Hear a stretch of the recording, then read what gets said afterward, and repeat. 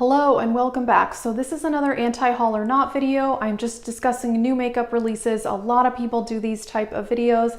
I will just be telling you about the new releases and my thoughts, so let's get into it. The first thing is that Morphe is coming out with this bronze collection. There's an eyeshadow palette that is $25 and a bronzer that is $19. And I definitely don't need this. I don't like these large palettes. I do not need any more neutrals. $25 seems like a pretty standard price for a Morphe palette, but that bronzer, $19, that seems really expensive. I'm not someone who's completely against Morphe. I do have some products from them that I enjoy, but this is just not it and I'm not interested. Oh, there's also a lip gloss set and also liquid highlighter set. The liquid highlighter, maybe I would be interested in getting one of those down the road. I don't like to have more than one liquid highlighter on hand just because A, they go bad, and B, I don't even use it every day.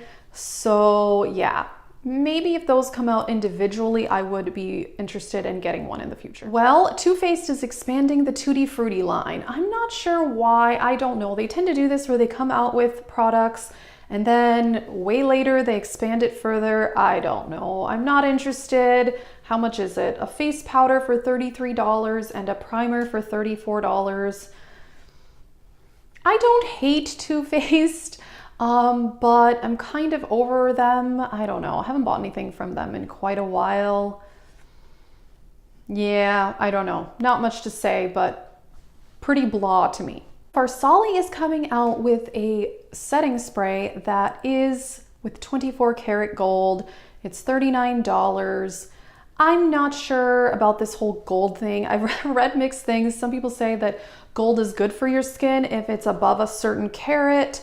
Other people say gold is bad for your skin. This just seems like something that looks super fancy for no apparent reason, and my e.l.f. setting spray is $4 and I love that, and it doesn't have gold in it, but I think I'll be okay. So Viseart is releasing two palettes. This is a brand I haven't tried, but I've been curious about just because people say their eyeshadows are really good. These are their little palettes and they're $30 each. One is the Soleil, one is the Apricot. Is that what it's called? Yeah, Apricot, and it's kind of peachy. It looks pretty, but I do not need any more neutral palettes. And I've previously said if I'm going to buy eyeshadow this year, it can only be colorful eyeshadow. And this little palette is pretty, I will say. However, I think I can dupe all those colors. $30 for a little eyeshadow palette that I already have the colors does not seem worth it to me, but maybe I will try Viseart at some point. I'm not sure. e.l.f. is collaborating with Jay Kissa, which is exciting. I'm not subscribed to her. I've seen some of her videos. She seems cool, but I don't vibe with a lot of the big YouTubers, but she actually does seem like she's a legitimately nice person, and it's great to see e.l.f. collaborating with her. It is a colorful palette. It is $12. There's also a blue eyeliner. How much is that? The eyeliner is $5, and there's a mascara for $6. I'm liking that it's a colorful palette, which she is known to do colorful eyeshadow looks, so that is nice. However, I don't know, it doesn't look that exciting. The e.l.f. eyeshadow formula is hit or miss, although I will say I do have two palettes from them, the Mad for Matte and the 18 Hit Wonders. Those are really, really good. So if it's in one of those formulas, then I would say that is great. However, I've tried some of the older palettes from e.l.f. and they were not very good, but I'm assuming this is new, so it will be a good formula. I don't need it, but I do like to see that it's colorful. Okay, another collab. BH Cosmetics is collaborating with Daisy Marquez, I think that's her name. I've never heard of her. Again, not up on the big YouTubers. She's beautiful though, and this palette is gorgeous. Mint packaging, and there's a few mint colored eyeshadows in it, which looks really nice. It's $23. However, there's also a lot of warm neutrals in this palette, but it does look interesting. I currently don't need any eyeshadow palettes, but I will say I have two palettes from BH Cosmetics. One is the Sylvia Gani palette, which was another collab with a YouTuber I'd never heard of, but I bought the palette and it's great. And the Weekend Festival palette. So I love their formula on these newer palettes. I think I had some BH Cosmetics a while back that I did not enjoy, but the new palettes they've been coming out with are very, very good. So if this is in that same formula, I'm sure it's gonna be great. I don't need it, but it does look pretty. Next up is a new ABH release, the Riviera palette, which I have already duped. I will link that video for you. It is beautiful, but I don't need it. I was able to dupe these colors several times over in my collection, so I don't need to purchase it. Although I am very happy that ABH is finally releasing a colorful eyeshadow palette because it has been a while for them. And then the other thing is they have loose highlighters, which I have one loose highlighter and I'm actually wearing it today. Oh, it looks kind of crazy. Actually, this is the Makeup Forever one.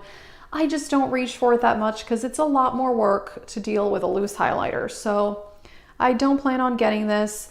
And then they also have a dewy setting spray. Kind of looks similar to that Farsali one. I don't know, is that gold in there? Is that glitter? These dewy setting sprays, like that Cover FX one, I really wanted that and I tried it in the store. There was pure glitter in there. I was like, I am not spraying my face with glitter. I have no idea if the ABH one is like that, but it kind of reminds me of that. So yeah, I don't really need this either. Next up, Colored Rain is coming out with an eyeshadow palette. It is $39. It is beautiful. There's a lot of greens in it, but also a lot of warm neutrals. And people were saying that this does look like the Juvia's Place Tribe palette, which honestly it kind of does. I haven't tried Colored Rain, mostly because it's a little expensive.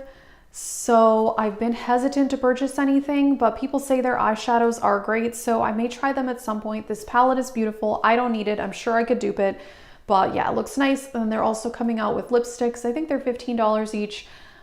They look nice. I'm on a lipstick ban for the year because I have a million of them. I don't need any. So yeah. Violet Voss is coming out with a palette called the Sugar Crystal palette. And how much is it? $42, I think. Yeah, $42. And it is colorful. It looks pretty, but that bottom row to me, every color looks the same. I don't know. It's just really repetitive in that bottom row. That top row is very pretty and colorful. I only own one palette from Violet Voss, and that is the Fruit Sorbet palette, and I would call the formula mediocre. I don't think it's amazing, but I'm not sure if that's just for the Fruit Sorbet palette. People really like the Flamingo palette and some of their other ones, so I'm not sure if those are better, but I'm hesitant to buy any more just because of my experience with the Fruit Sorbet palette being mediocre.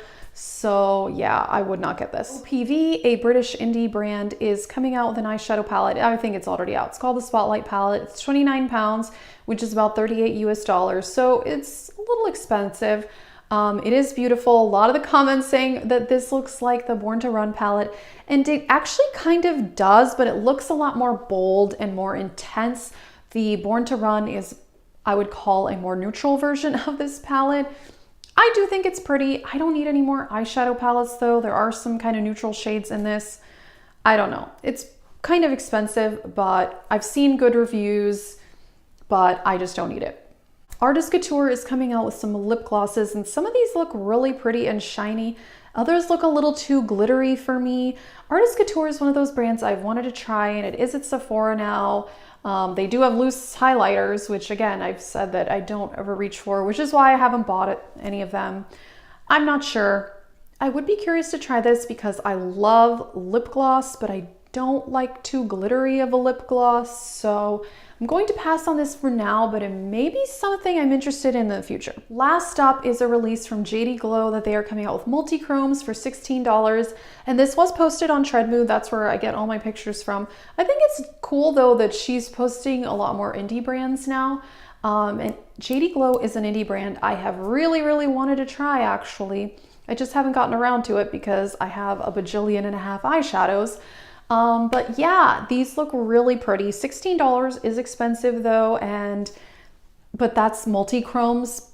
I think because they are multi-dimensional, there's multiple colors in there. I've noticed that from all the brands, they tend to be more expensive, which makes sense.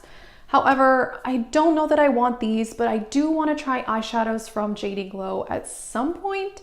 It is definitely on my indie brand wish list.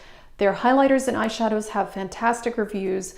So it's definitely on my to-buy list for the future, but not right now. I'm taking a little break from buying makeup for the month, but I definitely want to try JD Glow. Alrighty, so that is it for new releases. I don't really want any of this, although I'm kind of a maybe on the Artist Couture and a maybe on the JD Glow.